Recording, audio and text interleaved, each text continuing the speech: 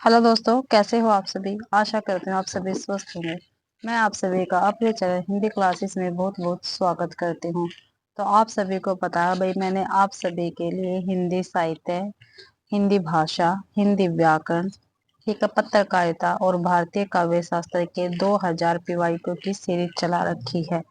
ठीक है, जो EMRS, KVS और NVS 2025-26 के लिए काफी महत्वपूर्ण है भाई।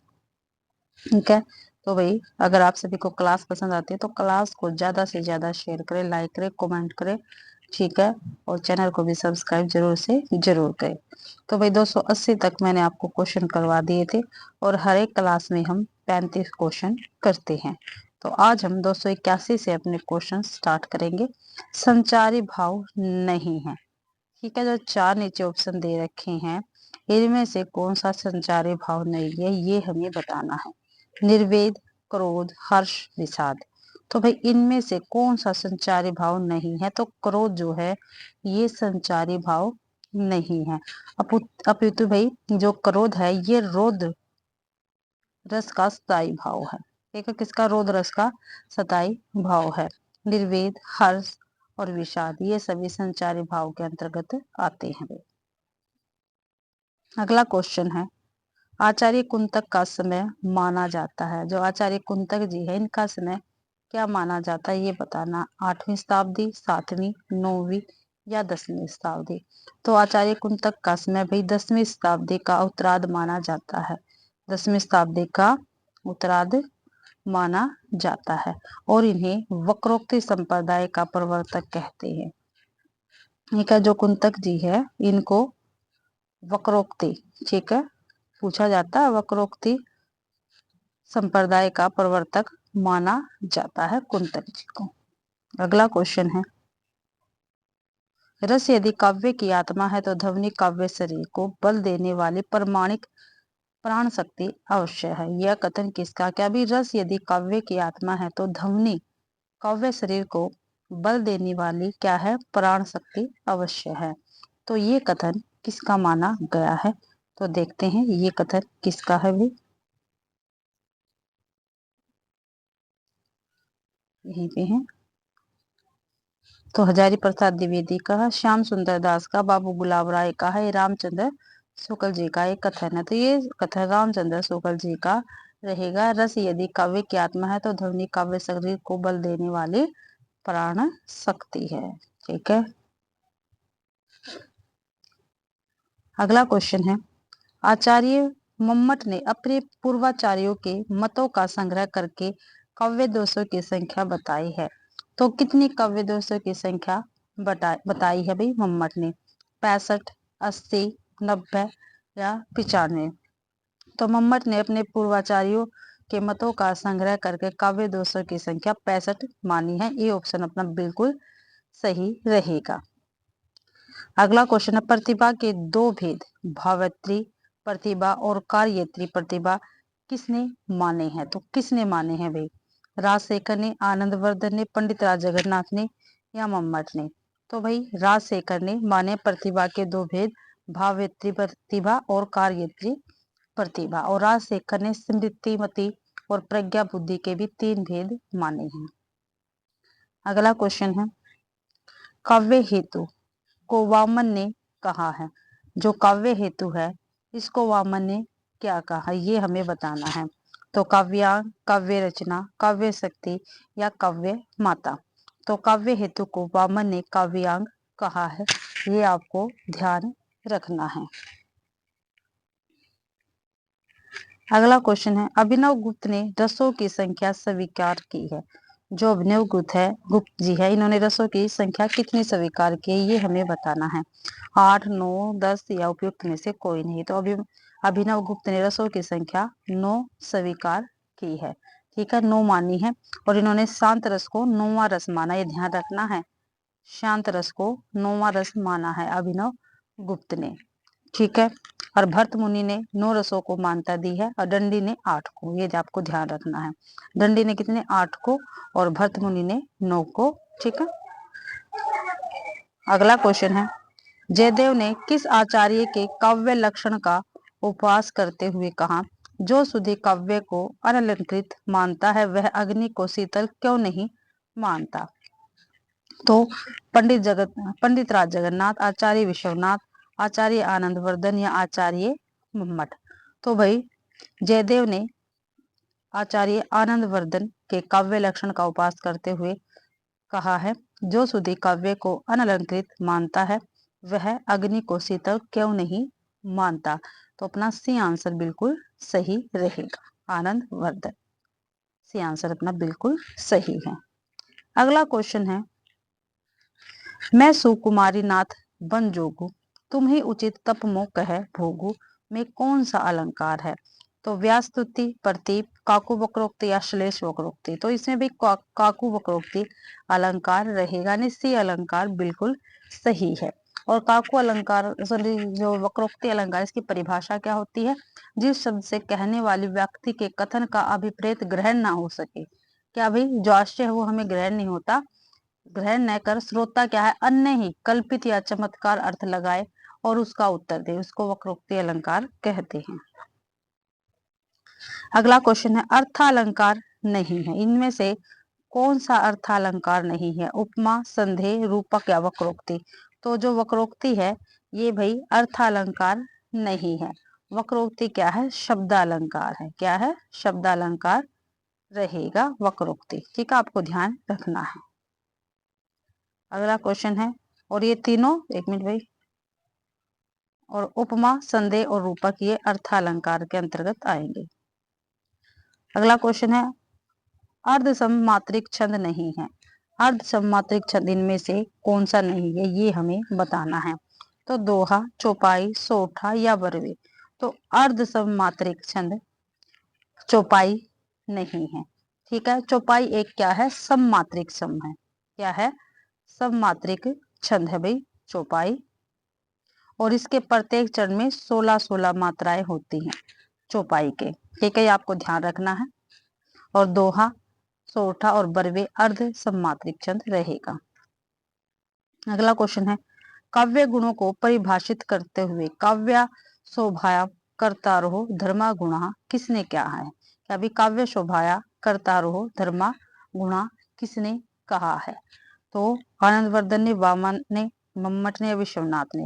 तो भाई वामन ने कहा है, बी आंसर बिल्कुल अपना सही रहेगा। और जो आनंदवर्धन है इन्होंने क्या किया, ध्वनि को काव्य की आत्मा माना है। जो आनंदवर्धन है इन्होंने ध्वनि को क्या कहा है, काव्य की आत्मा माना है, और ये ध्वनि संप्रदाय के प्रवर्तक थे। अगला क्वेश्चन है अपना, आचार्य आनंदवर्धन का समय माना जाता है। ठीक है, जो आचार्य आनंदवर्धन है इनका समय क्या माना जाता है, ये हमें बताना है। 293वां क्वेश्चन है, 7वीं शताब्दी, 8वीं शताब्दी, 9वीं शताब्दी या 10वीं शताब्दी।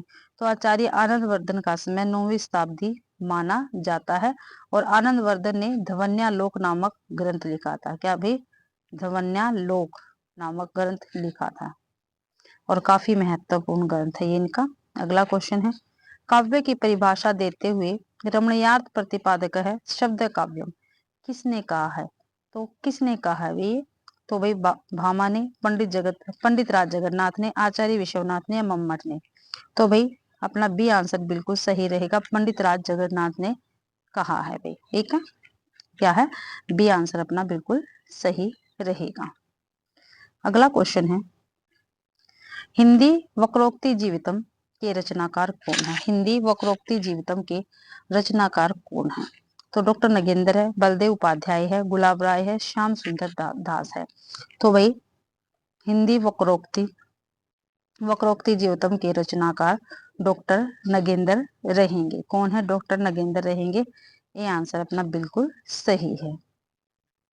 अगला क्वेश्चन है, आनंदवर्धन ने रीति के स्थान पर किस शब्द का प्रयोग किया है। जो आचार्य आनंदवर्धन उन्होंने रीति के स्थान पर किस शब्द का प्रयोग किया है, वृत्ति, मार्ग, संघटना या उपयुक्त में से कोई नहीं।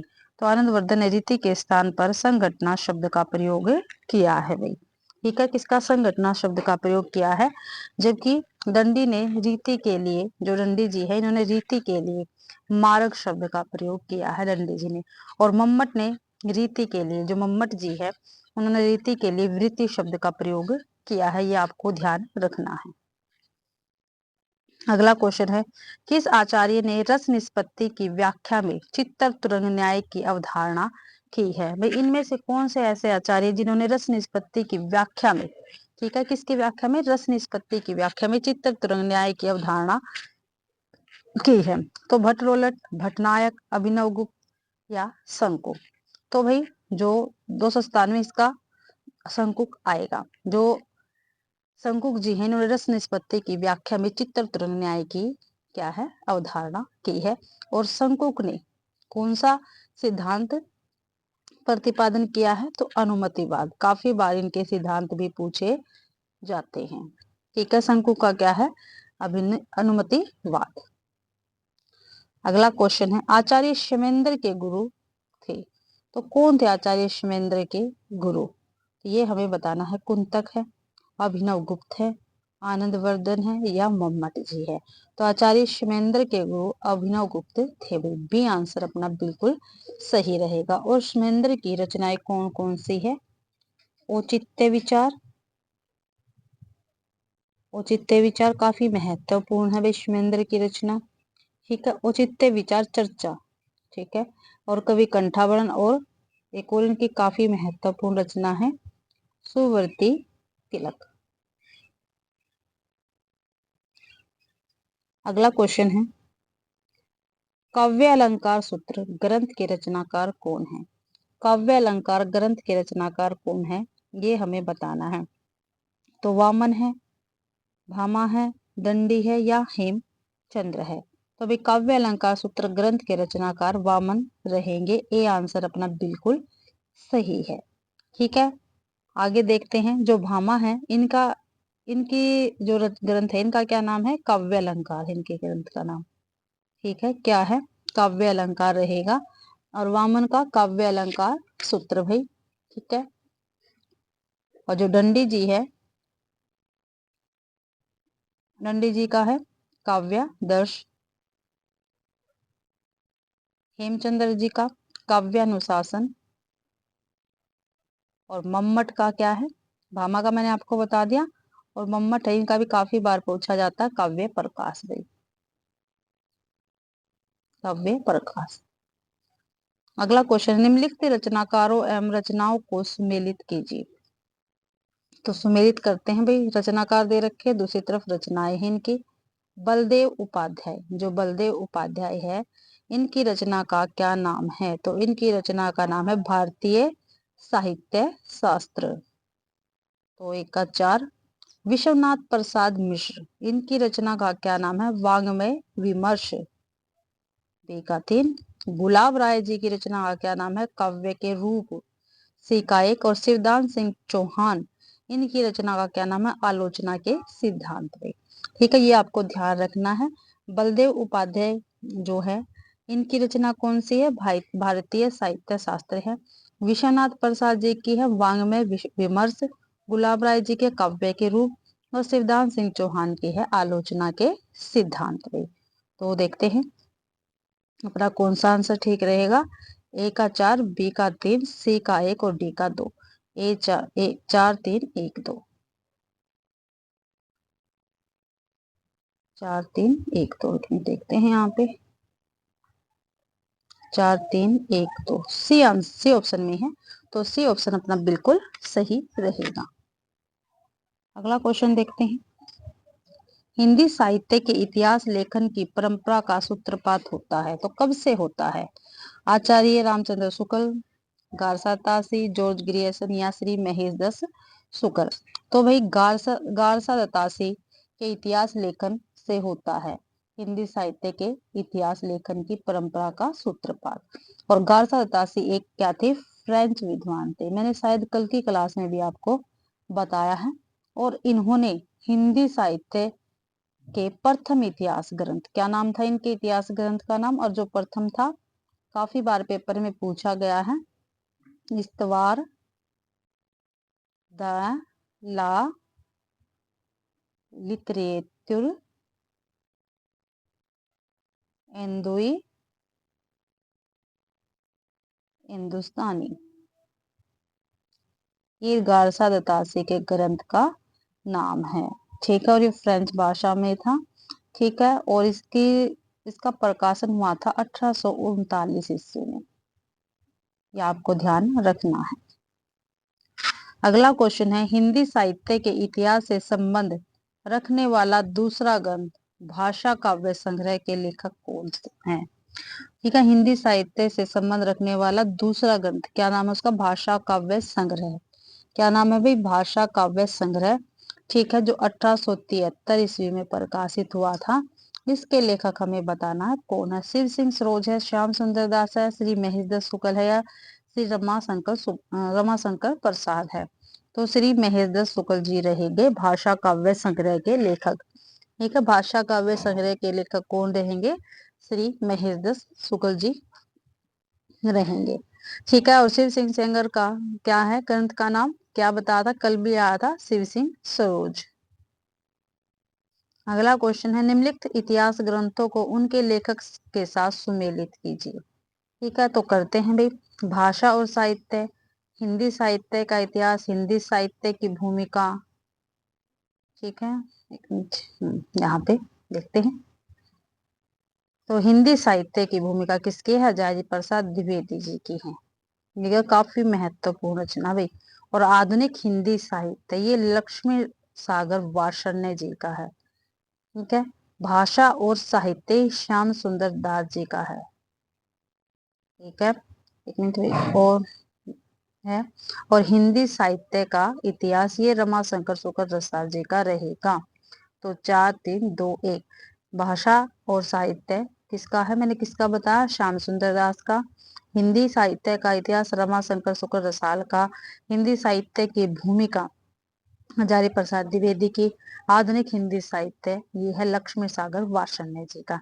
तो 4 3 2 1 देखते हैं। 4 3 2 1 कौन से ऑप्शन में है? तो 4 3 2 1 हमारा डी ऑप्शन में है। तो डी ऑप्शन अपना बिल्कुल सही रहेगा भाई। अगला क्वेश्चन है, निम्नलिखित इतिहास ग्रंथों को कालक्रमानुसार आरोही क्रम में हमें बताना है। तो देखते हैं आरोही क्रम इनका। तो भाषा काव्य संग्रह, modern vernacular literature of Hindustan, Mishra Bandhu Vinod और शिव सिंह सरोज। भाई, जो भाषा काव्य संग्रह है, इसका प्रकाशन मैंने अभी ऊपर बताया था 873 से। Modern vernacular literature of Hindustan 1888। ठीक है, शिव सिंह सरोज ये है 1883। और मिश्र बंधु रह गया भाई। मिश्र बंधु देखो, पहला भाग तो 1913 में आया था, और दूसरा जो चौथा भाग था इसका, वो 1934 में आया था।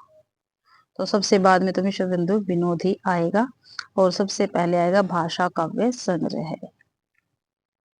देखो, भाषा काव्य संग्रह यहाँ है। एक मिनट, ये रहा, बी में है भाई, क्या हो रहा? सेकंड, ये रहा। और मिश्र बंधु विनोद इसमें है। फिर भी देख लेते हैं, और भी ऑप्शन देख लेते हैं। शिव सिंह सरोज नहीं, ये दोनों तो नहीं होंगे, यानी हमारा जो है बी आंसर बिल्कुल सही रहेगा।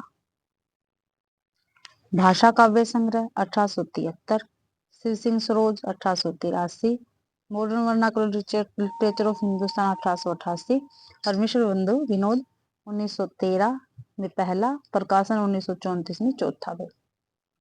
ठीक है, तो ये आपको ध्यान रखना है, बी आंसर अपना बिल्कुल सही रहेगा। अगला क्वेश्चन है हमारा 305वां। हिंदी साहित्य के आदिकाल को चारण काल की संज्ञा किसने दी है? तो चारण काल की संज्ञा किसने दी है भाई? ठीक है, अगर किसी ने भी मेरी जो हिंदी साहित्य की क्रमबद्ध अध्ययन वाली क्लास नहीं है, तो वो भी जाके देख सकता। प्लेलिस्ट बना रखी है, और हिंदी क्लासे की थ्योरी नाम से भी एक प्लेलिस्ट बनी हुई है। ठीक है, जो हिंदी साहित्य का क्रमबद्ध अध्ययन इतिहास नाम से प्लेलिस्ट है, उसमें मेरे नोट्स के जरिए काफी महत्वपूर्ण आपको क्लास प्रोवाइड करवाई है। और जो हिंदी साहित्य की थ्योरी क्लास है, वो मैंने आपको बुक में से करवा रखी है। तो आप प्लीज उन क्लासों को जरूर से जरूर जाकर देखें। तो देखते हैं आदिकाल को चारणकाल की संज्ञा किसने दी? हजारी प्रसाद द्विवेदी ने, राहुल सांस्कृत्यायन ने, गणपति चंद्रगुप्त ने या डॉक्टर राम कुमार वर्मा ने? तो भाई डॉक्टर राम कुमार वर्मा ने चारणकाल की संज्ञा दी है। ठीक है, और देख लेते हैं। और इसके साथ साथ भी ये राम कुमार वर्मा ने दी है। ठीक है, चारणकाल की संज्ञा, और ग्रियर्सन जी ने भी दी है। हजारी प्रसाद द्विवेदी ने क्या कहा है? आदिकाल कहा है भाई। राहुल सांस्कृत्यायन ने सिद्ध सामंत काल, गणपति चंद्रगुप्त ने प्रारंभिक काल, और राम कुमार वर्मा ने चारण काल। ठीक है, ध्यान रखना है, जो ऑप्शन में दे रखे हैं उनमें से ही हमें आंसर देना होता है। ठीक है, अमीर खुसरो का वास्तविक नाम क्या है? अमीर खुसरो का वास्तविक नाम क्या है? मैंने 2-3 क्लासों में आपसे बताया है। तो अबुल हसन है। क्या है? अबुल हसन है। ये आंसर अपना बिल्कुल सही है। अमीर खुसरो का वास्तविक नाम अबुल हसन था, और ये निजामुद्दीन औलिया के शिष्य थे। काफी बार पेपर में पूछा गया है। निजामुद्दीन औलिया के शिष्य थे अमीर खुसरो, और खड़ी बोली के क्या थे? आदि कवि थे अमीर खुसरो। ठीक है, ये ध्यान रखना है। और इनके द्वारा रचित ग्रंथ है खालिक बारी, पहेलियां, मुकरिया, दो सुकने, गजल आदि। ठीक है, अगला क्वेश्चन है, कनफटे योगी कौन कहे जाते हैं? ठीक है, कनफटे योगी कौन कहे जाते हैं, ये हमें बताना है। तो जैन अनुयायी, सिद्ध, बौद्ध या नाथपंथी? तो नाथपंथी कनफटे योगी कहे जाते हैं। और नाथ संप्रदाय का आरंभ कर्ता कौन माना गया है? गोरखनाथ माना गया है। ठीक है, कल की क्लास में भी आया था ना ये, गोरखनाथ माना जाता है। और गोरखनाथ के गुरु का क्या नाम है? मैंने कल भी बताया था, मत्स्येंद्र नाथ। ठीक है, और हजारी प्रसाद द्विवेदी के अनुसार जो नाथ पंथ या नाथ संप्रदाय, सिद्ध मत, सिद्ध मार्ग, योग संप्रदाय, अवधूत मत एवं अवधूत संप्रदाय नाम भी प्रसिद्ध है। आपको ध्यान रखना है, नाथ संप्रदाय, नाथपंथी का क्या क्या नाम प्रसिद्ध है? नाथ पंथ या नाथ संप्रदाय के सिद्ध मत, सिद्ध मार्ग, योग संप्रदाय, अवधूत मत एवं अवधूत मत, अवधूत संप्रदाय, सॉरी भाई। अगला क्वेश्चन है, प्रबंध चिंतामणि के रचनाकार कौन है? प्रबंध चिंतामणि के रचनाकार कौन है? तो मेरुतुंग जी रहेंगे। ठीक है, कौन है? मेरुतुंग है। और राजशेखर सूर्य की रचना कौन सी है? काफी बार पेपर में पूछी जाती है, नेमिनाथ फाग भाई। ठीक है, विजय सेन सूर्य की रचना कौन सी है? रेवंत गिरिरास, रेवंत गिरी रास है। और आचार्य हेमचंद्र की कौन सी है? सिद्ध हेमचंद्र शब्दानुशासन। ठीक है, अगला क्वेश्चन है, भविष्यत कहा के रचनाकार कौन है? तो भविष्यत कहा के रचनाकार कौन है? धनपत जी रहेंगे, धनपाल जी रहेंगे। भविष्यत कहा धनपाल जी। ठीक है, ये आपको ध्यान रखना है। और पुष्पदंत जी की रचना कौन सी है? महापुराण है, काफी महत्वपूर्ण रचना है ये। राम सिंह की कौन सी है? पाहुर दोहा। मेरुतुंग की कौन सी है? प्रबंध चिंतामणि। अगला क्वेश्चन है, पाहुड़ दोहा के रचनाकार कौन है? अभी हमने पीछे देखा है, मुनि राम सिंह रहेंगे। ए आंसर अपना बिल्कुल सही है। अगला क्वेश्चन है भाई, निम्नलिखित पंक्तियां किसकी है? ठीक है, पंक्तियां बतानी है हमें, किसकी है ये? मुंडिये मुंडिये मुंडिया, सिर मुंडिये चित्रुण मुंडिया, चित्तह मुंडन जी किणिये, संसार हम खंडो ती कियो। तो गोरखनाथ, मेरुतुंग, राम सिंह या धनपाल? तो राम सिंह जी की पंक्तियां रहेंगी। इससे आंसर अपना बिल्कुल सही है। अगला क्वेश्चन है, स्वयं को अभिमान मेरु, काव्य रत्नाकर और कवि कुल तिलक कहा है? तो इनमें से कौन सा आचार्य लेखक ऐसा है जिन्होंने अपने आप को अभिमान मेरु, काव्य रत्नाकर और कवि कुल तिलक कहा है? तो हेमचंद्र, पुष्पदंत, स्वयंभू या मुनि राम सिंह? तो पुष्पदंत जी ने अपने आप को अभिमान मेरु, काव्य रत्नाकर और कवि कुल तिलक कहा है। और पुष्पदंत को हिंदी का भवभूति कहा जाता है। जो पुष्पदंत जी है इनको हिंदी का क्या कहा जाता है? भवभूति भी कहा जाता है, आपको ध्यान रखना है। और इनकी काफी महत्वपूर्ण रचना है। महापुराण हमने ऊपर देख ली, नय कुमार चरियु, ठीक है, नय कुमार चरियु, जसहर चरियु आदि। और जो नय कुमार चरियु इसको नाग कुमार चरियु भी कहा जाता है, इस रचना का दूसरा नाम भी है ये। अगला क्वेश्चन है, निम्नलिखित में से कौन सा ग्रंथ स्वयंभूकृत नहीं है? तो इनमें से स्वयंभू जी का ग्रंथ नहीं है। पौंचरियु, शंभुछंद, रिठनेमिचरियु या नय कुमार चरियु। तो नय कुमार चरियु अभी हमने पीछे देखा है किसका ग्रंथ है? पुष्पदंत जी का है। इसको नाग कुमार चरियु भी कहते हैं। और पौंचरियु, स्वयंभुछंद, रिठनेमिचर ये स्वयंभू जी की रचनाएं रहेंगी। अगला क्वेश्चन है, दोहा कोश के रचनाकार कौन है? ठीक है, दोहा कोश के रचनाकार कौन है ये हमें बताना। तो सरैप्पा, राम सिंह, पुष्पदंत या इनमें से कोई नहीं। तो दोहा कोश के रचनाकार सरैप्पा रहेंगे। और राहुल सांस्कृत्यायन ने सरैप्पा को हिंदी का प्रथम कवि माना है, हिंदी का प्रथम कवि माना है। ठीक है, सरैप्पा जी को। और किसने माना है? राहुल सांस्कृत्यायन ने माना है। और सरैप्पा जी को सरोज, वज्र, राहुल भद्र आदि नामों से भी जाना जाता है, ये आपको ध्यान रखना है भाई। अगला क्वेश्चन है, राहुल सांस्कृत्यायन ने सिद्धों की संख्या मानी है। तो राहुल सांस्कृत्यायन ने भी सिद्धों की कितनी संख्या मानी है? 12, 84, 64, 108। तो 84 सिद्ध माने हैं राहुल सांस्कृत्यायन ने। और राहुल सांस्कृत्यायन ने सिद्ध कवि सरैप्पा को हिंदी का प्रथम कवि माना, हमने पीछे बताया है। और राहुल सांस्कृत्यायन ने 1944 ईस्वी में, कब भाई? 1944 ईस्वी में, ठीक है, हिंदी काव्य धारा नामक इतिहास ग्रंथ लिखा था भाई। तो इसी के साथ भाई आज की क्लास के अपने 35 क्वेश्चन कंप्लीट होते हैं। आशा करती हूँ भाई आप सभी को क्लास पसंद आई होगी। अगर आप सभी को क्लास पसंद आती है तो प्लीज क्लास को ज्यादा से ज्यादा शेयर करें, लाइक करें और कमेंट भी जरूर से जरूर करें। और चैनल को भी सब्सक्राइब जरूर से जरूर करें। आप सभी का क्लास देखने के लिए बहुत बहुत धन्यवाद।